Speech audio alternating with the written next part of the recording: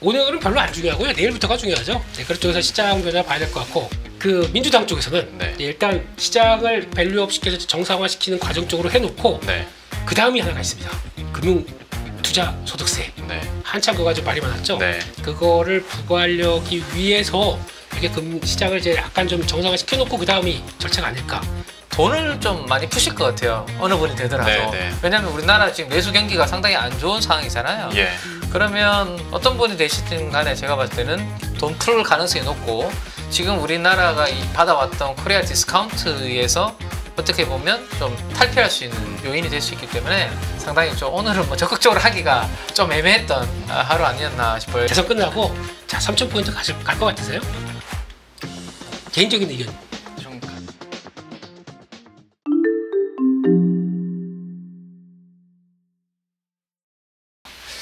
먼저 오늘 장 어떻게 보셨는지 두 분께 여쭤볼 텐데 사실 우리는 뭐 대선이라는 이벤트가 있기 때문에 오늘만 보더라도 전체적인 아시아 증시에서 우리는 좀 따로 떼고 봐야 되는 느낌이기도 했습니다. 아시아 증시가 좀 하락할 때도 우리는 그래도 어느 정도 상승을 조금이나마 해줬고 외국인들의 순매수세도 조금이나마 나왔는데 팀장님께서는 오늘 시장 좀 어떻게 보셨습니까? 네, 일단 뭐 지난 주말에 끝난 미국 증시가 장중에 낙폭을 그나마 오후장 들어서 이제 회복을 좀 해서 뭐 오늘 우리나라 증시도 영향력은 좀 제한적이지 않나라는 생각입니다. 만약에 지난주 금요일날 밀렸던 그대로 이제 나스닥이 장중에 뭐 1.5%인가요? 뭐 그렇게 하락했다라고 본 것 같은데 그대로 끝났으면 오늘 아침에 또 충격이 좀 있었을 텐데 오후 들어서 또 시진핑 주석하고 네. 뭐 전화 통화를 할 수 있다라는 이야기만으로도 충분히 또 회복을 했고 그다음에 이제 베센트 재무장관이죠. 아무래도 트럼프 행정부에서 가장 입김이 센 분이 네. 이제 베센트 재무장관인데 이분도 뭐 좋은 일이 또 있을 거다라고 이야기를 하는 바람에 오늘 우리나라 증시도 그 영향은 좀 덜했던 게 아닌가라는 생각입니다. 즉 무역 갈등의 시장 영향은 제한적인 그런 부분들이 좀 있었던 것 같아요.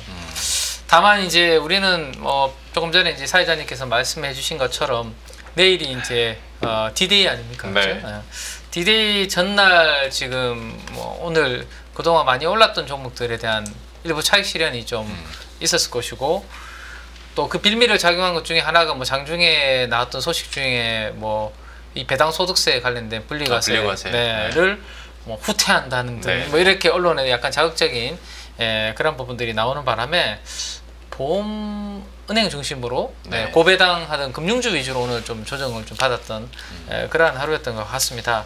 근데 뭐 과거에 우리가 역대 대통령 선거 때 뭐 D-Day를 중심으로 보면 D-Day 전에 오르면 오히려 선거 끝나고 그 다음 날은 좀 빠지고 D-Day 전날에 빠지면 또 선거 전날 오르고 그러니까 약간 엇박자가 만들어지더라고요. 그래서 오늘은 이제 뭐 올랐으니까 또 선거 이후에는 또 빠질지 그거는 뭐 알 수 없습니다. 뭐 오른 거 맞긴 하죠. 플러스 플러스가 코스피가 겨우 플러스 냈어요. 네. 네, 장중에 마이너스 0.5%까지 갔다가 네, 네. 저게 플러스인지는 모르겠는데 그러게요. 그나마 코스닥이 0.7% 되나요? 8%? 네, 0.8%. 정도 플러스로 했는데 과거에 19대, 20대에 비하면 그때는 오를 때도 1%씩 오르고 빠지는 날도 마이너스 1%씩 빠졌는데 오늘은 이것도 아니고 저것도 아닌 상당히 오늘 좀 관망 좀 분위기가 네. 짙었던 하루가 아니었나 뭐 이렇게 그냥 하루 분위기 정리를 좀 해드리겠습니다. 알겠습니다. 대표님께서는 오늘 시장 어떻게 보셨습니까? 덥네요. 되게 더워 죽겠어요 지금. 스튜디오가요? 네. 네. 네, 그냥 열기 대선의 열기로 꽉 찬. 네. 네, 투표하셨습니까? 저는 사전 투표했습니다. 어디? 이러면 안 되죠. 큰일 날 뻔했네요. 예. 예. 그냥 대선 바라기 장세. 오늘 왜 컬러 입힌 옷 입고 오셔가지고 괜히 오해사게 말이야. 녹색이 뭐냐 그렇죠. 한마디 하실 것 같아서. 근데 펜이 빨간색 펜이시네요. 그것도 자꾸 이렇게 이러지 마세요. 제작진이 지금 한마디 할 때마다 이러지 말라고 깜짝깜짝 놀라고 있습니다. 예. 그렇게 얘기하면 오늘 주가도 양봉으로 끝났습니다. 네, 그만합시다. 예. 아무 도움이 안 돼요. 이렇게 무슨 도움이? 저는 쳐다보지 않으려고요. 오늘은 위험. 참고로 저는 내일 그 대선 특집도 네. 진행을 하게 돼서 더더욱이나 그러네요. 이런 대화에 참여하지 네네네. 않겠습니다. 저만 않고 저만 바라보시는 건가요? 내일 저 나옵니다. 네, 오늘 실컷 하고 가겠습니다. 네, 일단 그런 쪽에서 그냥 오늘은 별로 안 중요하고요. 내일부터가 중요하죠. 네, 그런 쪽에서 시장 변화 봐야 될 것 같고. 근데 요 경제지표가 생각보다 그렇게 크게 안 나쁘게 나옵니다. 네. 근데 더 두렵습니다. 이걸 가지고 연준이 이번 달에 충분히 뭐 금리 인하를 할 수 있을 지표겠느냐? 아직 아무것도 모르는 상황들이죠. 네, 그래서 관세는 이제 딱 방향을 잡은 것 같아요. 이제 자꾸 뭐 사법부에서 안 된다, 뭐 무슨 사고관세, 보편관세 안 된다 그러니까 네. 그럼 우리가 할 수 있는 게 있지. 따라오지 마 이러면서 하는 게 품목별 관세 네, 이쪽으로 강화시킬 것 같습니다. 네. 이거 우리한테 안 좋습니다. 네, 특히 반도체가 딱 걸려 있다 보니까 별로 좋은 소식은 아닌 것 같습니다. 철강도 딱 들어오기 시작하는 거 보니까 그냥 2배예요. 시작부터 2배예요. 이거를 가장 싫어하는 쪽들이 유럽이 불끈하고 있죠 지금요. 네, 그래서 지금 분위기는 되게 썩 좋다고 볼 수 없습니다. 그래서 아시아 증시도 그래서 하락세인데 우리는 버텼네요. 근데 오늘 특이한 현상이 환율이 10원 이상 빠졌습니다. 네. 워낙 강세가 나왔고 특히 지난주에 우리는 금리를 인하를 했다라고 하게 되면 금리 유동성을 푸는 국가가 환율이 강세로 간다. 네, 특이한 현상이에요. 네, 그만큼 시장에서 반응은 지금 이제 1,400원대 근처에서 이 1,300원대 중반이 이것도 좀 약세폭 큰 거 아니냐. 다른 때에 비해서. 네. 그러니까 좀 이제 새로운 정부 들어오게 되면 안정을 받아야 되는 거 아니냐. 라는 쪽으로 움직였다고 볼 수 있겠는데 게다가 또 수출 좋았죠. 수출 생각보다 선방했다는 관점 쪽에서 강세가 이끌어졌는데 이렇게 되면은 계속 금리를 좀 하락으로 유도할 수 있을 만한 매크로가 들어온다는 거 요거는 봐야 될 것 같은데 그렇다고 해서 워낙 저희가 생각하듯이 1,300원 깨지고 1,200원 쭉 내려갈 거다라고 또 생각도 못합니다. 네. 네. 워낙 한국의 체력이 이렇게 강하지가 않기 때문에 그렇게 쪽에서 금리도 일단 10년물 국채금리 기준으로 보면 4.5대 여기가 이제 이탈하기 시작하면서 4.6, 4.5 거기만 멈칫멈칫하고 이제 약간 후행하고 있어서 뭐 분위기는 나쁜 것 같진 않은데 일단 외국인들 오늘은 선물은 매도하고 주식은 1,000억 샀나요? 그런 쪽에서 기관이 현물 매도세로 돌아섰다는 게 이게 조금 기분 나쁘죠. 지난번에 2,700 돌파하기 위해서 한 4일 동안 그냥 두룩 땡겼다가 맞아요. 바로 차익 매물 나오는 게 일단 경계를 좀 한다? 이런 측면인 것 같아서 그런 변화 같고요. 오늘은 그래도 시장이 그러다 보니까 일단 관세랑 상관없는 섹터 일단 달리기 시작했습니다. 방산조선 들어가 있고 엔터도 뭐 그쪽의 계열이라고 봐야 되겠죠. 그리고 반도체는 수출 잘 나와서 네. 이제 약간 일조했다고 봐야 될 것 같고 근데 뭐 이렇게 자신은 없네요. 지금 분위기가요. 그런 것 같고 바이오도 일단 종목에 따라 다르지만 그래도 코스닥 시총 상위인 알테오젠이 자리 딱 돌파해주고 그거를 PCG라고 그러나요?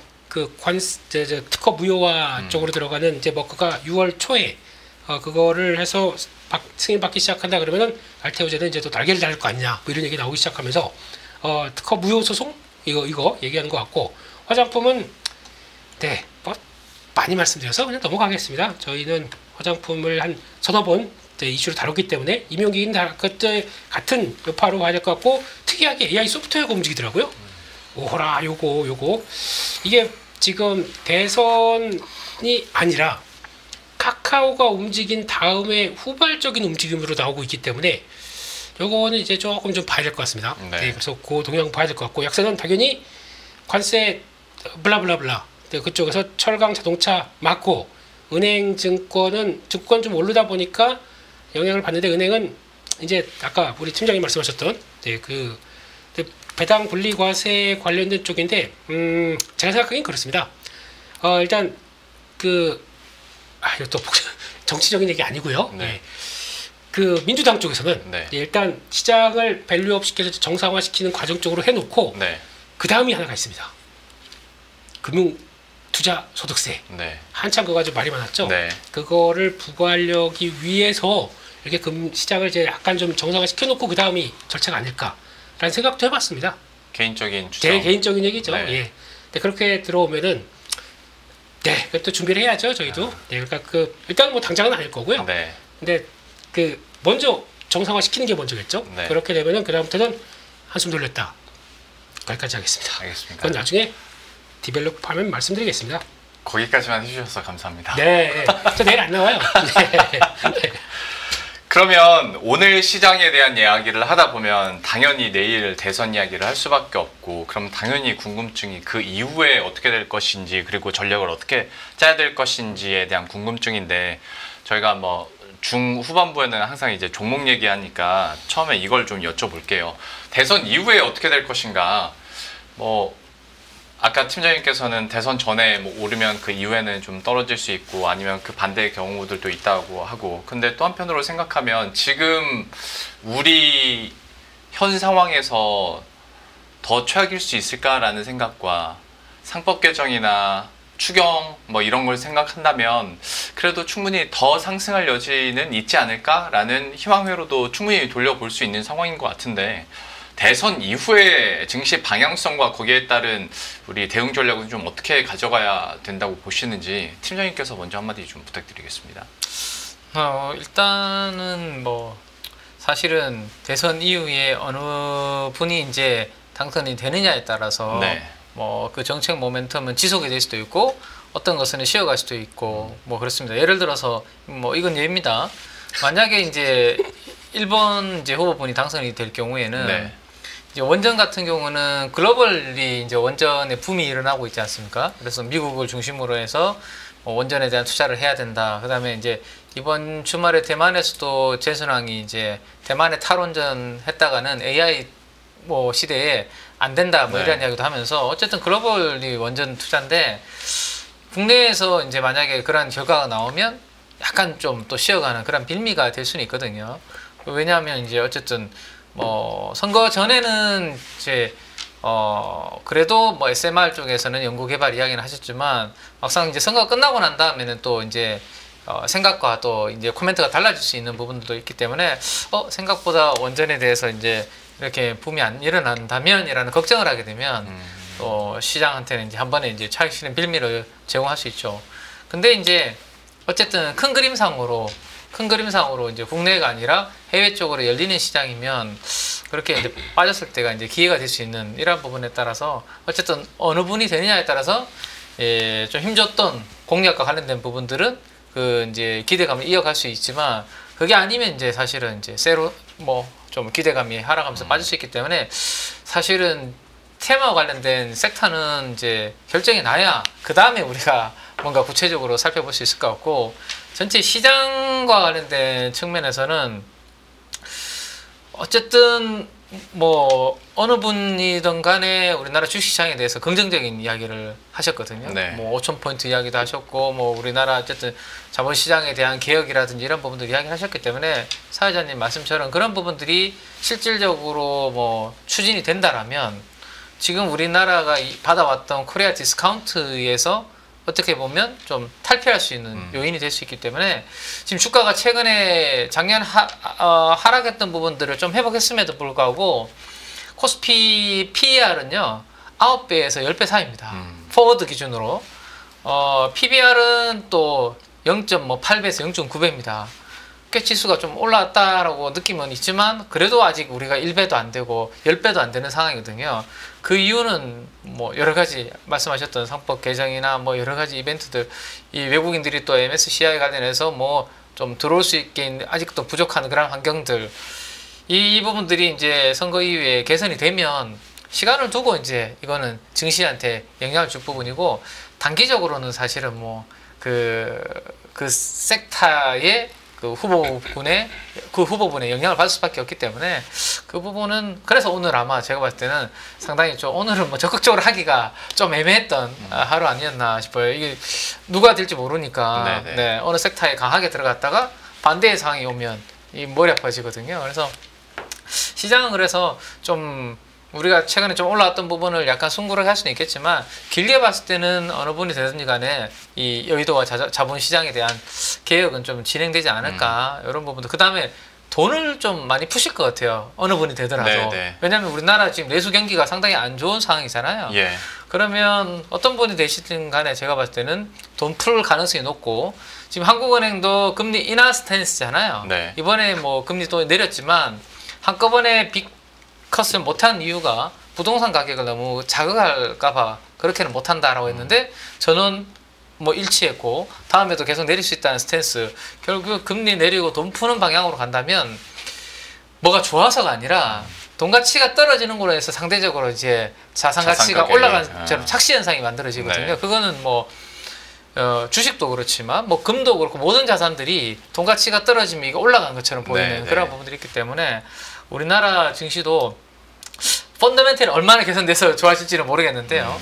돈은 많이 풀고 금리 떨어짐으로 인해서 그러한 유동성과 관련된 부분에 인해서 주식시장은 뭐 하반기에 좀 시간을 두고 더 지금보다는 레벨이 좀 올라가 있을 가능성은 좀 있을 것 같다라는 게 제 개인적인 생각입니다. 그러니까 사실 뭐 1, 2번 후보들에 있어서 추경은 거의 디폴트 값처럼 네. 공통으로 얘기하는 거고 이게 뭐 상법 개정이 됐든 아니면 자본시장법 개정이 됐든지 간에 코스피나 코스닥 그러니까 이 증권시장에 대해서는 우호적인 내용들이긴 한데 말씀해 주신 것처럼 우리가 사는 건 결국에는 종목이고 섹터고 하다 보니 이거는 정책별로 좀 엇갈릴 수 있다라는 얘기를 해주셨고 대표님께서는 네. 대선 이후의 상황들이나 그리고 여기에 따른 우리의 대응 전략은 좀 어떻게 가져가야 될 것인가에 대해서 어떤 아이디어 가지고 계십니까?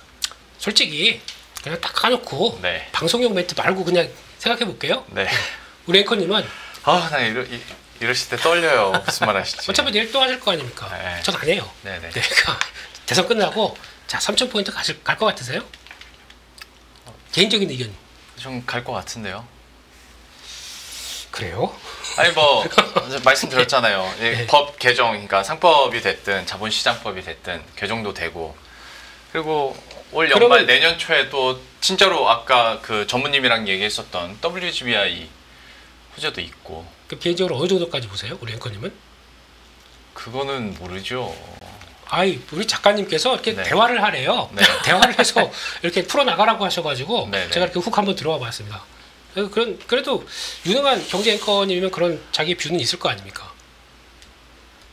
전 없습니다. 아, 예. 다행입니다. 다행입니다. 안 넘어오시네요. 예. 그렇습니다. 그냥, 예, 뷰는 그냥 좋을 것 같다라는 쪽으로 보고. 아니 근데 왜요? 왜 어느 정도 선까지? 요즘 제가 다 여쭤보고 다니거든요. 네. 근데, 3천 갈 수 있을 것 같냐? 네, 그럼 얼마까지 갈 거 같냐? 같냐 이렇게 다 여쭤보는데, 네. 뭐 다 천차만별이더라고요. 네. 그런데 중요한 거는 네. 저희 생각이 뭐가 중요하겠습니까? 자, 보시죠. 예. CLSA에서는 한국 그러니까 6월 2일자니까 오늘 나온 리포트입니다. 그래서 한국의 전략에 대해서 그러니까 지금 커머셜 코드 체인지, 네. 그러니까 시장의 코드가 바뀐다고 합니다. 뭐 그런 쪽으로 얘기를 하는 것 같은데, 뭐 저희가 지금까지 다 했던 얘기를 되게 포장을 했는데 좀 긍정적으로 보는 것 같습니다. 그런 쪽에서 뭐 지배구조 개선, 상법 개선. 근데 여기서 만약에 그럼 아까 말씀드린 것처럼 배당 분리과세가 빠진다. 그거는 이제 성격이 조금 달라질 거예요. 그것까지 다 포함해서 지금 다 좋아진다가 저평가 뭐 이제 지배구조 개선, 상법 개정 요까지 다 들어오다가 요것도 살짝 이탈합니다. 그럼 시장의 색깔이 살짝 바뀌어질 겁니다. 그것까지 염두를 해두시고 게다가 선거 이후에 관망 자금이 유입된대요. 그래서 미국과의 관세 합의 기대감 요거 여기 그렇게 쉬울까는 잘 모르겠지만은 그 기대감으로 증시는 상승을 예상합니다. 그런 쪽에서 딱 그들이 찍은 거는 조방 찍었고요. 조방원 여기 다 들어오네요. 이게 긍정적이라고 볼 것이다. 의료비용 화장품, K 뷰티 이쪽에 대해서 강한 관심, 구조적 성장이라고 표현을 합니다. 그러니까 지금 저희가 조선하고 방산도 아니 이렇게 안 빠지고 계속 올라가는데라고 하지만 그들의 표현은 성장이라는 단어가 들어왔습니다. 요거를 잘 한번 좀 음미를 해보셔야 될 것 같고요.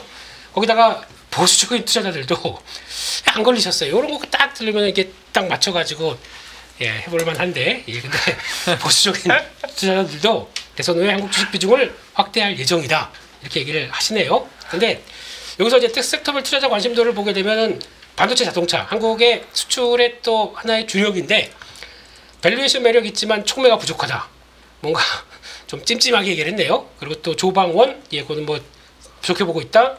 또 의료용 화장품 좋게 보고 있다. 금융주, 요건 또 잘 느낌을 보셔야 될 것 같습니다. 수익률은 안정적이지만 최근에 주가가 많이 올라서 추가 업사이드는 제한적이다. 무슨 얘기냐면은 그러면 업사이드를 더 넓히기 위해서 뭔가 나와야 되겠죠. 이런 것들이. 그게 이제 순차적으로 탁탁탁 나와줘서 업사이드를 풀어주는지 이게 관건인데 아까 말씀드렸듯이 은행은 제가 보기에는 약간 좀 탈락하는 느낌이 납니다. 왜? 쉬어가는 것도 아니고 탈락까지 가는 거예요? 네, 일단 가장 큰 핵심이 그 배당, 그러니까 물론 이제 저평가하고 아직까지는 뭐 성과를 볼 수 있는 쪽이긴 한데, 네. 근데 이제 여기서 은행이 그러면 자사주 매입하고 하는 거는 이제 완전히 정부 쪽과의 의도를 그냥 맞춰갈 쪽이거든요. 밸류업 쪽으로. 네. 네. 근데 그게 그만큼 저는 이제 반영이 돼 있어서 주가 위치상, 그래 또 한 월봉 같은 경우도 본다고 하게 되면 주가 위치상 어느 정도 좀 와 있다라고 생각되고 있기 때문에 은행에 대해서는 저는 이제 좀 관망적으로 보려고 하고 있고요. 네. 예, 다른 금융주는 체크해보자라는 입장이고 또 지주회사 상법 개정 시 수혜주로 재평가 기대 이거는 계속 나오는 건데 그 정도까지 보고 있고 여기서 안 나온 게 하나가 있습니다. 제가 생각하기로는 그러니까 한국 시장의 특성을 얘기를 좀 안 했던 것 같아요. 여기선 아까 우리 팀장님 말씀하셨듯이 우리는 유동성이 늘어납니다. 네. 유동성이 늘어나게 되면은 또 하나 저희가 놓치고 있는 것 중에 하나가 한국은 이제 이런 쪽은 이제 정부 정책과 함께 갈 거고 예. 거기다 이제 시장의 플레이는 성장주 중심의 플레이도 나올 수 있다라고 봐야 되겠죠. 그러면 금리가 떨어지고 유동성이 커지게 되면은 성장주 밸류는 약간 당겨올 수 있습니다. 그래서 제가 아까 왜 AI 소프트웨어에 대한 얘기를 살짝 말씀드리냐면은 네. 그런 변화들과 당장보다 지금 카카오가 막 그냥 들썩들썩 거리는 것처럼 그러니까 지금 오픈 AI가 들어와서 우리 뭐 어떻게 볼 수 있는 거란 이제 기대감이 막 차오는 것처럼 오늘 제가 눈여겨본 거는 언어 모델의 강자인 회사가 하나가 있어요. 언어 모델. 네. 네. 근데 이거를 지금 당장 실적은 안 나와도 최근에 보게 되면 수주가 작년 하반기부터 되게 드라마틱하게 쫙 올라오고 있습니다. 근데 그렇게 나온다는 얘기는 그러니까 쉽게 말씀드리면 한국어에 패치가 돼서 네. AI가 결부될 수 있도록 그렇게 만들어가는 소프트웨어 회사들도 수주가 늘어나고 있구나라고 보는 부분들 이것도 의미가 있을 것 같고 그렇게 되면 저희가 보통 보면은 성장주라고 하게 되면 뭐가 있습니까? 물론 여기 들어온 뭐 컨텐츠 쪽 이런 것도 들어갈 수는 있겠지만은 뭐 바이오부터 네. 로봇 뭐 이런 거부터 또 우주항공 뭐 이런 거부터 살짝 뭐만 붙으면 또 후루룩 움직일 수 있는 배경들은 한국 쪽은 일단 또 이제 배경은 만들어져 있기 때문에 일단 뭐 관심은 두고 보자라는 쪽으로 봐야 될 것 같습니다. 근데 이게 워낙 아까 말씀하셨듯이 정책적인 쪽으로 가장 강해서 그쪽으로 지금 예탁금 쪽에서 56조, 55조에서 크게 안 늘어나게 되면 네. 한쪽만 갈 겁니다. 근데 그런 쪽인데 그게 어디로 낙점이 되느냐 이것도 좀 중요한 부분이겠죠. 그거에 대한 카드는 하나씩 또 갖고 있다가 제가 별거 없어요. 시장이 글로 간다 그러면 이 카드 버리고 일로 가야죠.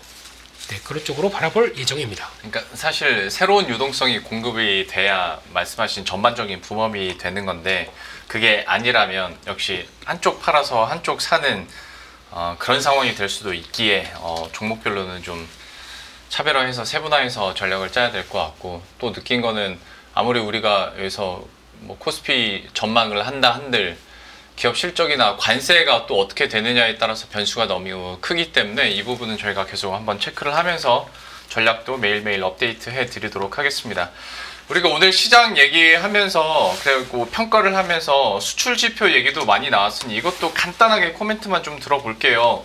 5월 수출입 동향 보면서 좀 이거는 전략적인 부분에서는 어디가 좀 구미가 당기셨는지 이것도 각각 한 섹터씩만 좀 얘기를 해주시죠. 팀장님은 어디 좀 긍정적으로 보셨어요? 뭐 우리가 이제 그 수출 관련된 데이터가 4월 달도 나오고 5월 달도 나오고 네. 이제 6월 첫째 날 이제 뭐 또 데이터가 나오는 바람에 수출 관련된 부분들이 이렇게 추적하다 보면 그 섹터가 잘하던 섹터가 계속 잘하고 있는 것 같아요. 부진한 섹터는 계속 부진하고 그나마 이제 헤드라인으로 나오는 대표적인 섹터는 이제 반도체가 네. 뭐 그나마 지금 선방하고 있다라는 부분이 나오고 있긴 한데 사실은 그걸로 인해서 주가의 움직임은 그 덩치 큰 기업들이 움직이긴 좀 제한적이죠. 특히 SK 하이닉스는 그나마 오늘 한 2% 정도 가깝게 상승을 한 것 같은데 삼성전자는 장중에 오르다가 이제 빗꼬리 달고 상승폭이 좀 축소되는 그런 모습으로 아직은 뭐 그 지금 나오는 수출 데이터로 인해서 대형 반도체가 움직이기 좀 쉽지 않은 것 같고 결국에는 이제 그 아래쪽에 있는 좀 작은 섹터들이 수출 관련돼서는 모멘텀을 계속 이어가는 것 같습니다. 아까 이제 대표님 말씀하신 것처럼 우리가 뭐 화장품을 다룬 지는 꽤 오랜 기간 다뤘는데 맞아요. 이게 뭐 수출 데이터가 잘 나오니까 실적 잘 나오니까 또 안 할 수도 없고 근데 좀 이미 좀 어느 정도 또 올라가 있는 상황에서 참 쉽지는 않은 분야인데 그래도 좀 올라갈 수 있는 룸이 좀 남아 있다라는 뭐 생각을 가지고 뭐 업데이트를 좀 해본다면 오늘 특이한 거는 지금 사모펀드와 연기금 투신 쪽에서 보면 화장품 쪽을 바스켓으로 담은 쪽은 연기금에서 오늘은 좀 담았고 나머지 사모펀드와 투신에서는 시가총액 대비해서 크게 변화가 없는 뭐 그런 것들을 보여주고 있는데 예전에 이제 화장품도 연말 1분기를 통과하면서 이제 실적이 좀 좋아지는 그림으로 바뀌고 있다라는 그림을 요 그림으로 제가 이제 보여드렸던 적이 있는데 노란색 그래프가 최근에도 이렇게 계속 올라가고 있는 그런 그림입니다. 실적이 여전히 잘 나오는 부분인 것 같아요. 그래서 뭔가 시장에서 실적 나오는 시즌 말고 다른 때는 뭐 움직였다가 결국에는 실적 시즌이 가까워지면 당분간은 화장품을 볼 수밖에 없는 그런 부분들을 계속 만들어가고 있는 게 아닌가라는 생각이 좀 드네요. 거기에다가 오늘 완전히 이제 불을 붙인 쪽은 지난 금요일날 이제 미국 증시에서 여기 울타뷰티, 그다음에 뭐 엘프뷰티라든지 상장되어 있는 미국에 상장되어 있는 기업들이 실적 잘 나오고 그다음에 코리아의 뭐 인디 브랜드들 K뷰티 코멘트가 그들한테서 입에서 나오는 바람에 그러면 뭐 그쪽에서 판매되고 있는 우리나라 국내 화장품 쪽까지도 좋겠네라는 기대감까지 오늘 같이 좀 반영이 되었던 하루였던 것 같습니다. 그래서 대표적으로 미국에서 뭐 잘 되는 쪽은 다들 잘 아시겠지만 우리 APR 관련해서 화장품 브랜드 메디큐브 이게 항상 이제 뭐 샵에서 상위 순위에 지금 올라가 있다 보니까 계속 잘 나오는 것 같고요. 그 다음에 이제 셀럽들이 계속 요것들을 이제 홍보하고 강조하다 보니까 미국 쪽 성장은 꾸준하게 잘 나오는 것 같습니다. 근데 주가가 지금 보시면 아마 꽤 많이 지금 올라와 있는 그렇죠. 상태거든요. 근데 요 특징 하나 정도만 저는 봐두시면 좋을 것 같은데 요 부분 있잖아요. 요 부분. 요게 제 기억으로는 한 5월 초 정도였던 것 같아요. 그러니까 잔잔하던 분기 컨센서스가 갑자기 위로 팡 튀어오르는 구간 있잖아요. 네. 그때가 이제 1분기 실적이 잘 나왔던 서프라이즈 나오면서 이제 컨센서스를 올리면서 다 같이 지금 올라가는 그런 그림들이 만들어지고 있거든요. 그래서 앞으로 이제 뭐 우리가 섹터나 테마들을 볼 때 뭐 저 때 보면 아주 큰 상승이 한번 나왔는데요. 그 상승 이후로 지금 깨지 않고 꾸준하게 올라가고 있거든요. 그래서 생각했던 것을 벗어나는 아주 강한 뭐 실적의 서프라이즈가 나오면 그때 컨센서스가 상향 조정이 되면서 그때부터 주가는 또 바닥으로 새롭게 출발하는 그런 흐름도 뭐 종목도 그렇고 섹터에서 자주 나오는 그런 부분이 있으니까 이번에 이 APR을 가지고 학습 케이스를 잘 해두시면 좋지 않을까 이런 생각이 듭니다. 그리고 마지막으로는 요건 좀 재밌게 제가 한번 만들어 본 겁니다. 아, 직접 찍으신 거예요? 네, 제가 쓰고 있는 리들샷을 쭉 노트북 앞에 올려놓고 아직도 룸이 좀 남아있지 않을까 싶어서 고민하던 찰나에 뒤에 잘 안 보이시죠?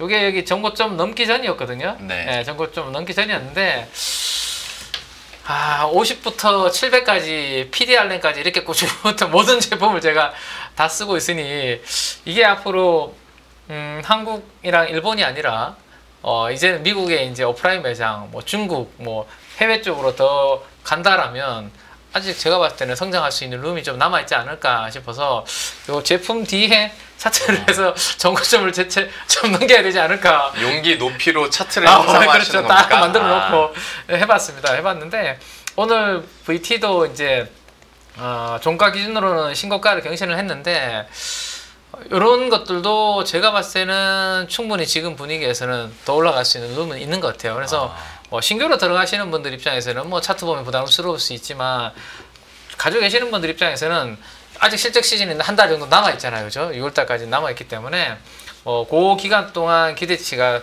계속 좀 반영될 가능성이 높기 때문에 먼저 굳이 내리시기보다는 이 시세를 좀 다 계속 좀 끌고 가시는 것도 괜찮지 않을까. 이렇게 말씀을 좀 드리고 싶네요. 수출입 지표 중에서도 화장품 얘기를 자세히 해주셨고 막판에 팀장님만의 화장품 용기 매매법까지 콜렉션. 네. 용기 매매법 콜렉션까지 들어봤습니다. 그리고 물론 주가 자체가 약간 부담스러운 자리이긴 하지만 그렇다고 지금 뭐 털고 나갈 시점은 아니다라는 뉘앙스까지 얘기를 해주셨고, 화장품 얘기 나온 김에 그러면 여기로도 계속 이어갈 수 있을 것 같습니다. 이제 중국 얘기 당연히 갈 수밖에 없고, 하다 보면 또 중국인 단체 관광객 무비자 입국과 관련해서도 뭐 여행까지도 갈 수 있는 건데, 이것도 대표님께 한번 여쭤보도록 할게요. 뭐 화장품은 얘기가 나왔으니 여행이나 혹은 또 엔터 쪽, 그러니까 중국과 관련해서 수혜를 받아갈 수 있는 종목군들에 대해서는 좀 전략 어떻게 보고 계십니까? 네, 화장품은 지금 따라가면 고생하십니다. 네, 지금 따라가는 자리는 아니고요. 네. 네, 특히 신규 상장됐는데 막 붙는 종목들이 있을 겁니다. 네. 그런 건 오른다고 따라갔다가 고생할 거기 때문에 지금 신규는 그냥 여기까지 왔는데 안 사. 그리고 조정시에 다시 보셨으면 좋겠고요. 그런데 여기서 끝나갈 것 같지는 않습니다. 네, 그렇기 때문에 만약에 신규로 보겠다, 화장품 다시 한번 보겠다 그러면 약간 제가 보기에는 6월 말 그거는 혹시나 기회 되면 말씀을 드리고요. 그리고 또 지금 분위기로는 지금 화장품 신경 쓸 때는 또 아닙니다. 다른 쪽들도 지금 한국에 관광객들이 많이 들어오다 보니까 좀 변화가 되는 다른 섹터들도 다 챙겨봐야 될 네. 시점인 것 같고요. 일단 이거 한번 잠깐 보시게 되면은 4월달 기준으로 관광 통계 나왔는데 170만 명. 이야, 참 대단합니다. 작년 대비해서는 16%, 2019년 그 코로나 전 대비해서도 4% 이상. 그림으로 볼까요? 이렇게 돼 있습니다. 그러니까 지금 이때가 좀 회복됐다라고 반짝했던 것보다 그때는 그 멈칫멈칫했다가 다시 이제 좀 정체가 되는 느낌인데, 지금은 보게 되면 그러니까 약간 좀 그 성수기 들어올 때마다 쫙쫙 들어오는 모습들이 나오죠. 네. 네, 그런데 지금이 4월달, 5월달 5, 6, 7, 8, 9. 네, 이 중에서 170만 명 이상으로 갈까요? 이하로 그 밑으로 떨어질까요?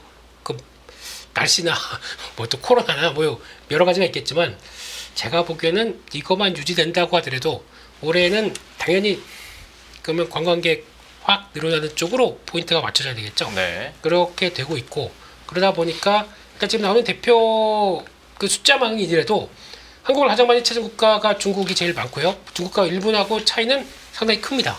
근데 거기다가 무비자하게 그 지금 단체 관광객 무비자로 하게 되면 얼마나 바뀔까라고 하는 것도 한번 보셨으면 좋겠고, 근데 요즘은 중국도 좀 우리나라 좀 오다 보니까 개별 관광에 대한 욕구가 상당히 더 큰 것 같고, 그리고 네. 또 이게 왜 그러냐면 그러니까 혹시 경복궁이나 아니면 남산항만일이나 가다 보면은 단체 관광들은 쭉 갔다가 훅 나올 거 아닙니까? 차 네, 타고. 네. 근데 거기서 좀 즐기겠다 그러면은 이들이 예전처럼 그게 또 붐이에요. 한복 입는 거.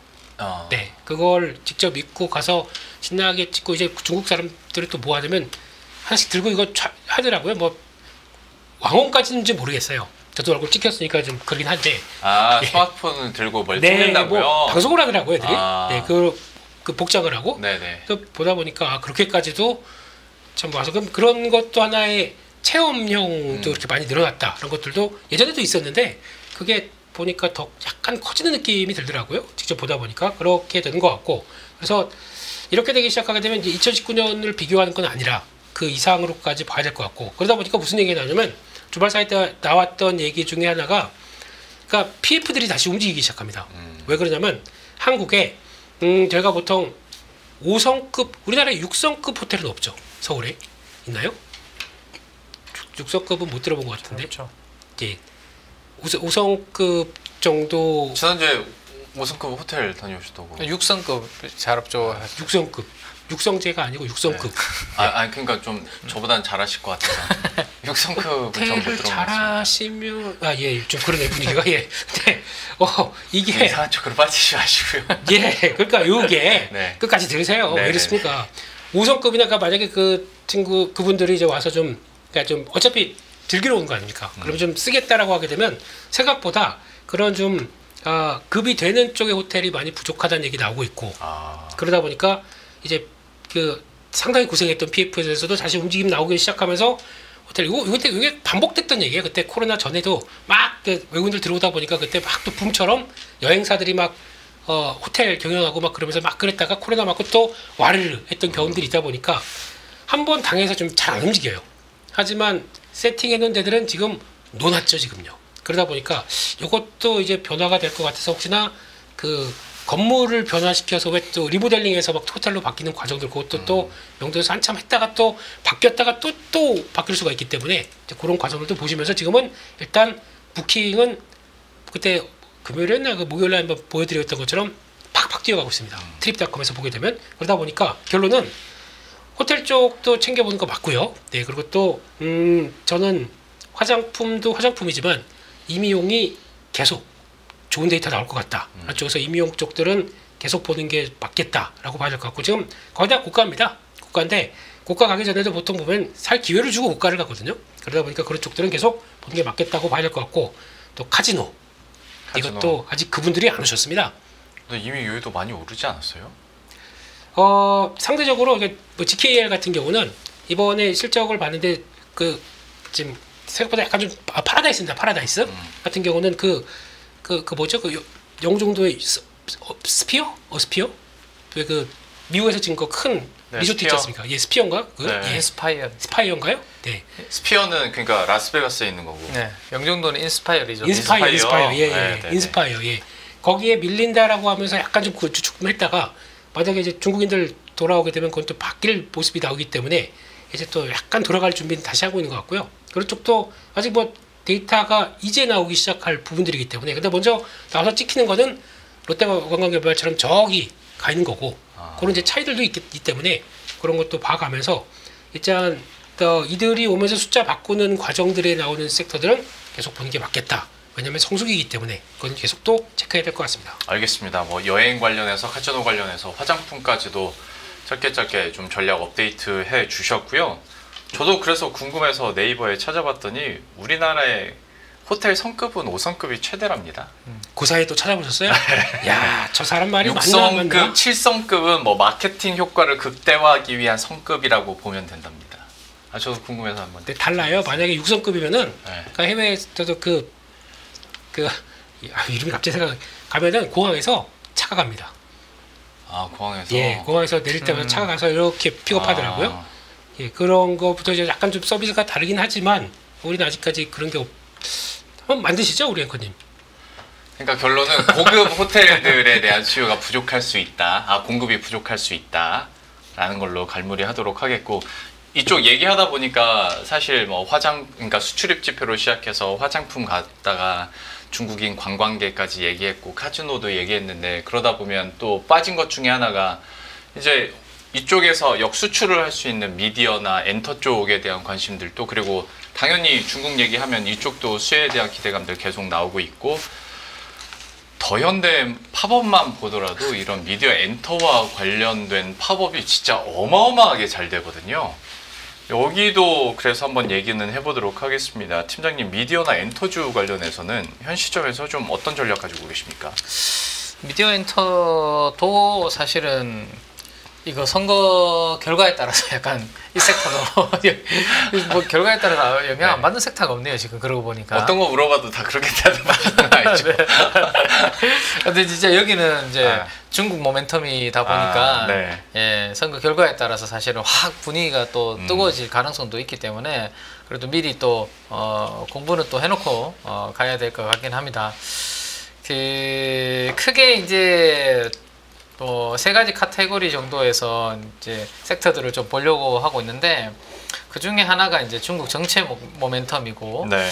뭐 단체 관광객 무비자 뭐 그런 부분들은 좀 전에 이제 호텔 관련해서 말씀을 해주셨고 저는 이제 중국의 소비 촉진 관련해서 네. 말씀을 좀 드릴까 하는데요. 이쪽 부분이거든요. 이쪽 부분.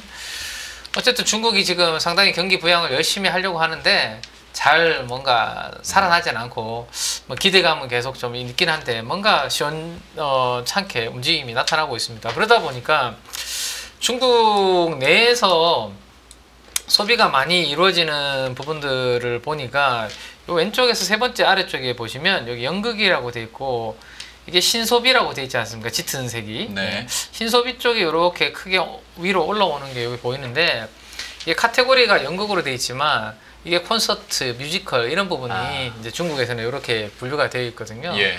중국에서 가만 보니 젊은 층들이 소비하는 품목들이 과거 대비해서 뭔가 전통적인 소비보다는 달라지고 있는데 아무래도 남 좋은 일만 자꾸 한다라는 거죠. 그러니까 우리나라에서 공연하면 여기 호텔 잡고 여기에서 먹고 계속 이런 부분들이 반복이 되니 네. 중국에서 대규모 콘서트를 열어줄 가능성이 좀 커지지 않나라는 네네. 기대감이 지금 시장은 좀 있는 것 같아요. 그렇게 됐을 때 어쨌든 바로 옆에 있는 우리나라 뭐 잘 돼 있는 아이돌, 그다음에 연예 기획사들, 콘서트 기획하는 이런 업체들이 좀 수혜를 볼 수 있지 않을까라는 부분까지 연결해서 좀 생각을 해볼 수 있는 부분입니다. 요게 얼마 전에 이제 스트레이키즈가 이제 출국을 했거든요. 이제 북미 쪽 투어 때문에 출국을 했고, 요 하나의 장면은 공연 이번에 하고 있는 공연 쪽의 이제 장면인데, 지금 어두워서 잘 안 보이시는데 이게 다 그 관람객입니다. 지금 사실 제가 어두워서 잘 안 보이잖아요. 네, 다 관람객들이 네. 빼곡히 차 있는 그런 모습이거든요. 그래 이 작년 하반기부터 이제 엔터에 대한 모멘텀 어쨌든 콘서트 횟수가 늘어나고 모객이 많이 되고 그로 인해서 이제 실적이 좋아지지 않을까라는 거였는데, 이제 이렇게 사람들이 많이 이렇게 보는 걸 보면 한 가지 우리가 더 생각할 수 있는 부분은 이제 MD 매출까지 연결해 볼 수 있을 것 같아요. 네. 뭐 가볍게 보면 이렇게 모객이 많이 되면 이런 것들이죠. 네. 남들은 다 응원봉 들고 보는데 혼자 응원봉 없이 박수 칠 수는 없는 거 아닙니까? 네. 그렇죠. 똑같이 흔들어주고 음악에 따라서 색깔도 바뀌는데 저거 없으면 안 껴준다고. 내 혼자 휴대폰 불빛으로 이렇게 흔들 수는 없잖아요. 네, 그러다 보니까 결국에는 지금 본격적으로 이제 북미 투어가 시작이 되고, 거기에서 다양한 이제 MD 매출이 일어나면 생각했던 것보다 이 JYP가 1분기 실적이 부진해가지고 다른 기업들은 연초유에 지금 거의 80% 뭐 100% 가깝게 지금 엔터 3사는 올라오고 있는데, JYP만 지금 연초이후 수익률이 다른 엔터사들보다 미미하거든요. 네. 그래서 오히려 지금 2분기 실적이 나오기 전에 이 스트레이키즈가 대규모 북미 투어를 이렇게 하고 있을 때 결국에는 아까 우리 APR 봤잖아요. 네. 실적 딱 나오고 컨센서스 상향 조정되고 목표 주가 올리면서 막 그때부터 움직이는 것처럼 이 JYP 같은 경우도 제가 봤을 때는 2분기 숫자가 나오면 지금까지 약간 이제 좀 걱정했던 뭐 애널리스트 분들이나 매니저 분들이 막상 숫자가 딱 나오기 시작하면 그때부터 이제 다시 편입을 하길 가능성이 높지 않나 생각입니다. 그래서 다른 엔터사들 대비해서 JYP가 조금 편안한 위치 아닌가 싶고, 딱 한 기업을 이렇게 하기가 어렵다라면 조금 전에 말씀드렸던 것처럼 어쨌든 중국이라든지 뭐 지금 북미 쪽 다 콘서트 대규모 이쪽은 중국은 특히 이제 열린다라면 뭐 엔터 관련된 부분들은 전체 바스켓으로 ETF도 있기 때문에, 다만 이제 항상 뭐 주가라는 부분은 이런 부분들을 반영해서 이미 조금 올라와 있는 부분도 있다라는 것을 감안해서 좋은 또 위치에서 뭐 관심을 가져보실 만한 그런 섹터 아닌가, 뭐 이렇게 정리를 좀 해드리면 될 것 같습니다. 예. 혹시 대표님께서도 미디어나 엔터주 관련해서 좀 첨언해 주실 내용 있으실까요? 지난번에 저희가 하다가 시간 관계상 되게 짧게 하고 넘어간 게 하나가 있습니다. 그게 뭐냐면 의류. 네, 이거를 변화가 되는 요인들을 자료가 없으니까 그냥 말로 그때. 네네. 혹시 우리 앵커님도 페피지 않습니까? 아유, 아니죠. 저는 페페는 아닙니다. 진짜 그렇게 몸도 좋으시고 키도 크신데 딱 입으면 다 잘 어울리시다 보니까 막 무슨 말씀 하시려고? 한숨을 쉬고 그러세요. 무슨 말씀? 아니 이제 무서우세요? 이렇게 빌드업을 하면 다음에 무슨 말씀을 하실까? 그것부터 내시는 것 같은데. 네, 빨리 차단을 해야지. 계속 듣고 있으면. 덕담으로 못 받아들이는 것도 이것도 좀 뭔가 이렇게 사람 꼬아보지 마세요. 꼬일만 하죠. 근데 보다 보니까 이제 항상 그런 것 같아요. 그러니까 그들은 외국 중국이나 아니면 또 이제 K 썸띵에 대해서 관심이 많게 되면 한국인들이 뭘 하는 거에 대해서 관심이 되게 높습니다. 근데 지금 한국은 벌써 이제 지나쳐가 누가 의류 쪽을 얘기를 하겠습니까? 근데 K 뭐가 붙기 시작하는 것 중에서 아까 지난번 그때 봤던 것도 일단 중국이 $15,000 소득까지 들어갔을 때는 이제 레저에 대해서 관심이 높아지다 보니까 아웃도어에 대한 관심이 높아진다. 그렇게 되기 시작하는 거고, 그 중에서 이제 그런 쪽에 되면 이제 패션도 그러니까 딱 보면 그러더라고요. 그 항공 승무원들도 저 사람 일본 사람, 한국 사람, 중국 사람 말 안 듣고도 복장으로도 구분을 한다고 합니다. 네. 그렇다는 얘기는 그들은 그러면 약간 동경이 있다 그러면 한국인에 대해서 이제 동경으로 이렇게 막 바뀌어간다. 그러면은 그게 가장 어디서부터 나오느냐?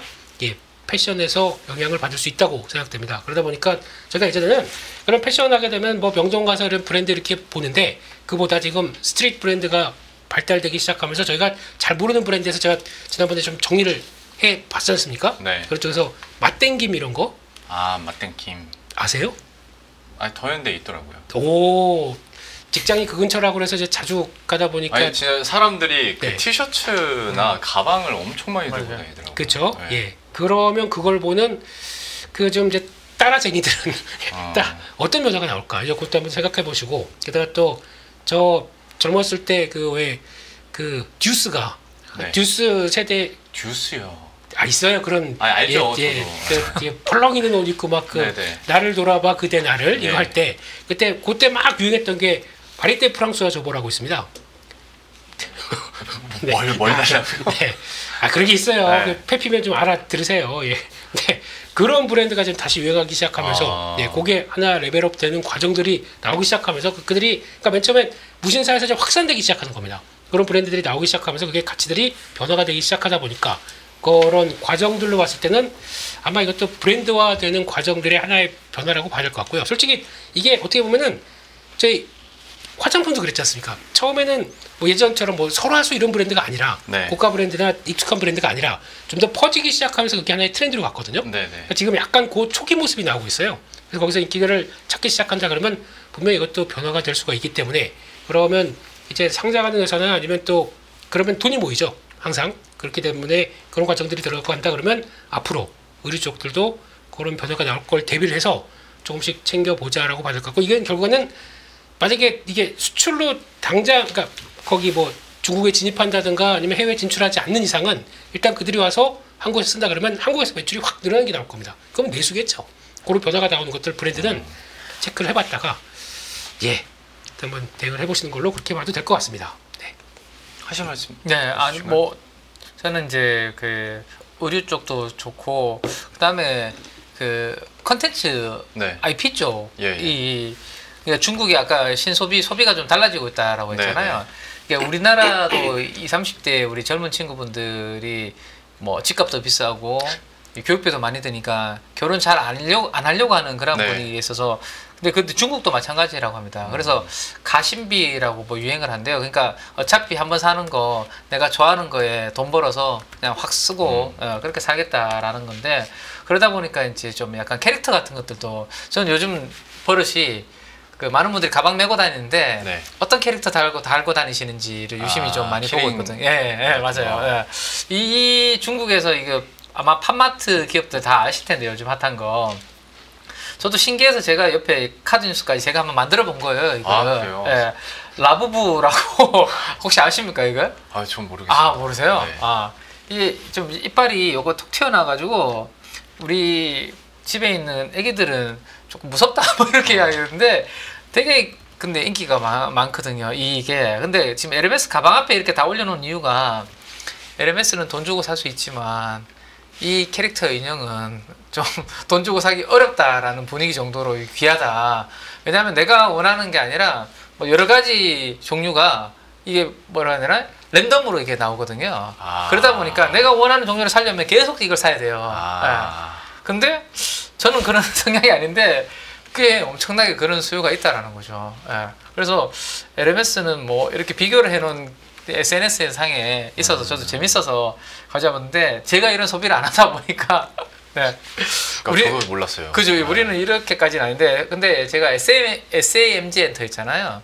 삼지 엔터를 제가 한 6개월 전부터 공부하면서 야 이거를 내가 보는 걸로 시선으로 보면 안 되겠다라는 생각을 하면서 보다 보니까 삼지 엔터, SAMG 엔터도 지금 거의 시가총액 이제 1조까지 쭉 올라오고 있거든요. 우리나라에서 잘하면 이제 인한 IP 캐릭터로서 성공할 가능성이 높아지니까 밸류에이션이 재평가가 SAMG 엔터도 좀 되는 것 같거든요. 그래서 이런 쪽도 꽤 분위기 있는 것 같고 마지막으로 콘텐츠 쪽은 제가 개인적으로 기다리고 있는 콘텐츠는 6월 6일 날 네. 넷플릭스에서 지금 광장이라고 예고 엄청 많이 하던데요. 광장. 그 혹시 소지섭 씨 맞아요. 배우 소지섭 씨 나오는 그 이게 근데 저도 웹툰을 잘 안 봐서 그런데 이 광장이라는 웹툰이 있다면서요. 이게 엄청 재밌고 히트 쳤던 거랍니다. 그래서 제가 이 댓글을 이렇게 쭉 다 읽어봤거든요. 넷플릭스의 이제 예고편 밑에 제발 이 웹툰 광장은 안 건드리길 바랬는데 이러면서 되게 좀 실망하는 듯한 원래 원작의 느낌이 예고편에서는 안 느껴진다라는 그런 매니아들의 댓글이 참 많더라고요. 그래서 6월 6일 날 어떻게 나오는지 저도 한번 기다리고 있는데 어쨌든 이런 부분들 그다음에 아까 우리 정부에서 이제 신정부 들어서면 돈을 많이 푼다라고 했잖아요.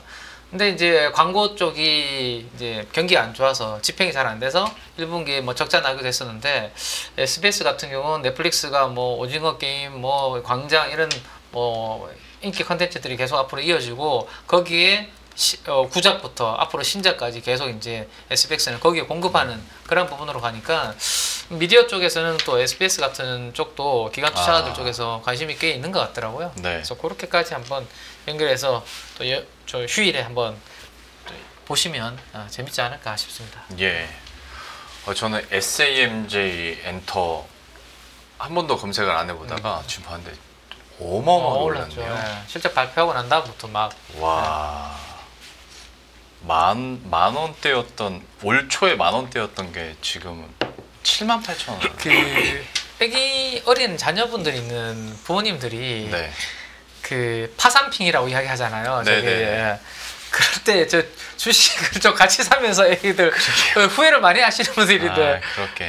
예, 잠깐 애기들 좋아하니까 바람 불고 말겠지라고 생각을 많이 하셨던 것 같아요. 그래서 네네. 저도 사실은 좀 그렇게 봤는데 명동에 나가보면 근데 그 쌈지 엔터의 그 캐릭터 있잖아요. 하츄핑이라든지 그 캐릭터가 콜라보를 해가지고 맞아요. 올리브영에도 다 들어가 있고요. 맞아요, 어른들 맞아요. 화장품에도 다 들어가 있고 아 이게 캐릭터가 확장이 되는구나. 아 그리고 이 미취학 아동이 아니라 연령층이 확대가 되고 있구나. 잘하면 뭐 외국인들 아까 보셨던 그러한 캐릭터, 미국 뭐 일본에 있는 산리오 같은 그러한 캐릭터처럼 만약에 쌈지 엔터의 캐릭터가 성장을 한다면 이라는 부분 때문에 재평가를 시장에서 주고 있는 것 같습니다.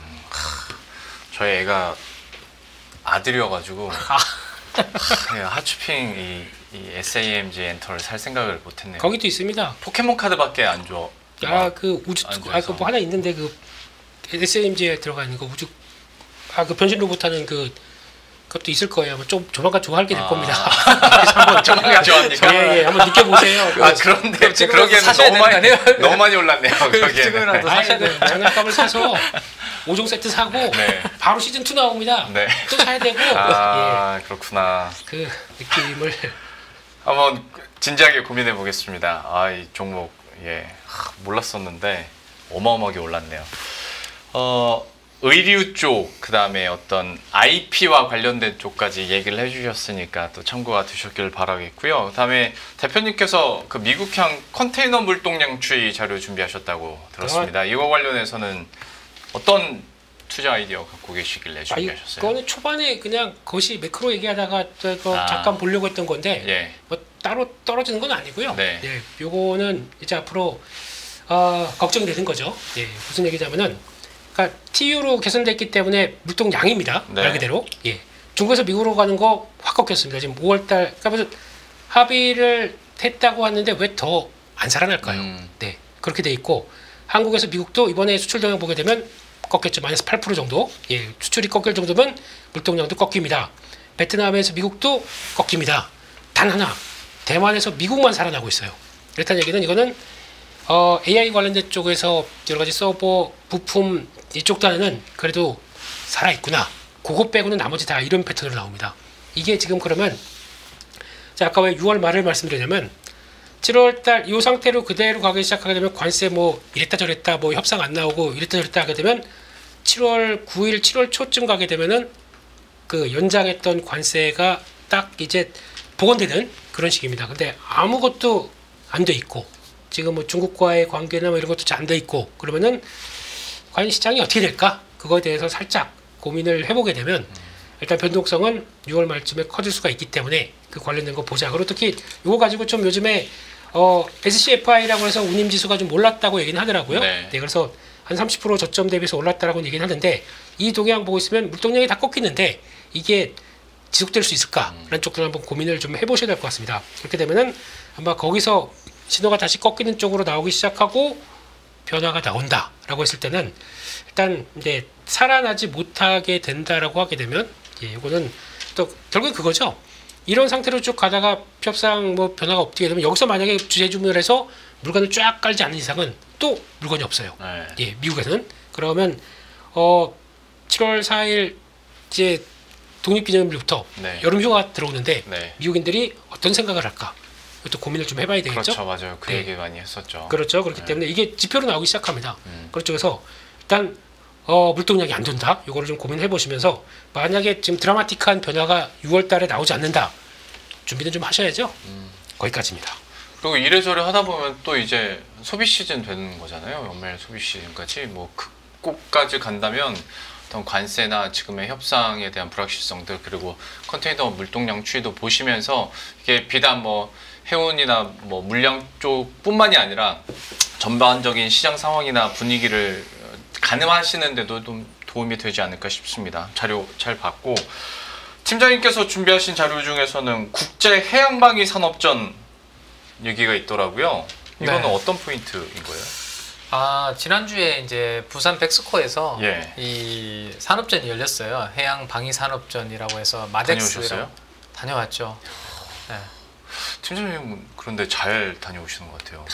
지난번에 그 계룡에서 호텔 잘하시네요. 네. 호텔. 대전에도 또 이제 방산 카덱스라고 또 아. 이거는 마덱스 네. 마린이 붙어 있어서 네네. 그 다녀오는 이유는 저도 명동에도 한 번씩 가서 지난번에 아까 삼지도 이야기했듯이 글로 보는 거랑 리포트나 뭐 이런 홈페이지에 이제 회사를 보는 거랑 관련된 분위기랑 직접 제품을 보는 거랑 느낌이 좀 다른 것 같더라고요. 그럼요. 네, 네. 해보니까. 그래서 일부러 이제 부산까지 갔다 왔는데 제가 이번에 느낀 부분은 확실히 무인화, 사람 없이 앞으로 뭔가 이 무기 체계가 작동되는 부분들이 좀 많이 늘어날 것 같다. 뭐 이런 생각들이 저는 많이 들었습니다. 뭐 몇 가지 이제 사진들을 좀 이렇게 좀 찍어왔는데 요거 한번 보시면 그냥 대표적으로 자폭용 무인 수상정이라고 있잖아요. LIG라고 로고가 딱 박혀 있네요. 그러니까 이제 뭐 이렇게 사람 없이 이 수상정 같은 것들을 만들어서 적이 나타나면 뭐 쭉 가서 박아버리는 뭐 이러한 부분들을 우리나라 방산업체들이 뭐 시제품으로 이렇게 들고 와서 전시를 하는 그런 부분들을 볼 수 있었습니다. 그래서 앞으로 시대는 점점 사람 없이 가는 현장에 갔는데 또 하나 느낀 점이 뭐냐면 해병대, 그 다음에 뭐 UDT, 그 다음에 해군 다 이제 모집을 하는 엑스밴을 설치해 놓고요. 네, 우리 부대에 오세요. 네. 그러니까 요즘 뭐 인구가 점점 줄어들고 네. 군에 이제 우리 점점 사람도 줄어들고 온다고 하잖아요. 그러니까 유치전을 한다고요? 현장에서 이거 하나 좀 치욕인데 이거 대한민국 해병대 장병 모집이라고. 근데 해군 다 얼마나 이제 자발적으로 군대 잘 안 가시면 이렇게 현장에서 부스 설치해 놓고 되게 멋있게 체험을 할 수 있게 해놨어요. 해병대 무기들. UDT의 이 복장 무기들. 막상 들어가면 현실은 다른데. 그렇죠. 그러니까 우리 젊은 학생들이 신기하게 막 만지고 하는데 쉽지 않죠. 만만치 않죠. 네. 근데 이렇게 하는 이유 중에 하나가 이게 우리나라 인구가 점점 줄어들고 있잖아요. 결국에는 무인화로 이쪽도 갈 수밖에 없는 거 아닌가라는 생각이 드는 명확한 부분들을 좀 얻어왔습니다. 그래서 지금 당장은 서서히 시작되는 거지만 어쨌든 앞으로 우리나라 방산에서 봐야 되는 것 중에 하나가 이런 무인화, 그 다음에 또 여러 풍산이 특히 드론 관련된 부분들을 많이 또 전시를 했었고, 드론이 나오면 당연히 안티 드론과 관련된 그런 부분들도 나올 겁니다. 그렇죠? 그래서 이런 부분들이 차세대 우리나라 방산 산업을 이끌어갈 부분들이 되지 않을까, 뭐 이런 생각들 정도 가볍게 해봤습니다. 알겠습니다. 마지막으로 대표님께서도 그러면 이제 방산과 관련해서 투자 전략적인 측면 업데이트 잠깐 한 1분 정도? 일부 안 주셔도 됩니다. 할 게 없어요. 방산에 대해서는. 왜요? 하도 많이 얘기했고 하도 팔로우업이 많이 들어오고 있고. 네. 근데 이제 그런 건 있어요. 제가 가끔씩 그런 거는 말씀을 드렸는데 대기업만 보시지 마시라고. 중견기업 쪽에서도 성과가 나올 수 있는 그러니까 지난번에도 뭐 농담식으로 얘기하다가 그냥 저기선 가지고 빨간 선 총 앞에 나오는 빨간 총구 가지고 왔다 갔다 하는 이것만 하더라도 우리나라가 잘한다. 그럼 지금 주가가 얼마나 올랐는지 아세요? 그런 것까지 보시게 되면은 아마 이게 지금 확산돼서 계속 그러면은 어차피 이쪽을 다 압축을 시켜서 들어와야 그러니까 단가나 여러모로 그러니까 약간 국산화를 시켜놔야 훨씬 더 좋은 거죠. 그런 쪽에서는 성과를 내는 업체들이 아직도 있다고 보고 있기 때문에 여전히 그럼 다 증설을 하고 있습니다. 그런 회사들은 대부분이 그렇기 때문에 여전히 그냥 잘 갖고요. 그냥 갖고 계시면 수익 나고 있으면 잘 보자 그렇게 말씀드리겠습니다. 알겠습니다. 매일 돈을 쓰는데 그 가치는 누가 정할까요? 정답은 슈퍼달러 슈퍼리치에 있습니다. 복잡한 공식은 빼고 투자 타이밍을 잡는 환율의 핵심만 담았습니다. 빠르게 변화하는 금융시장, 그 중심엔 언제나 환율이 있습니다. 오늘부터 환율과 썸 타볼까요?